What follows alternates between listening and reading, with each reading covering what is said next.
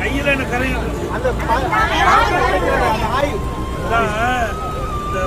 கொட்டி உடைக்கிறீங்களே அதுக்கு அதிமுக ஆட்சி பிறகு அதுல மின்சாரத்துல உடைக்கிற மாதிரி ஒரு மானியத்துல மிஷின் வாங்கி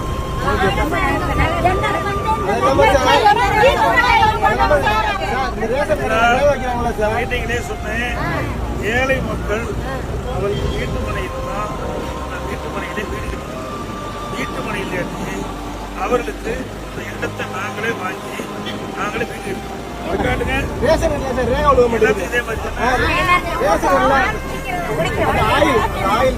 அதனால ரேகை இருக்க மாட்டேங்குது.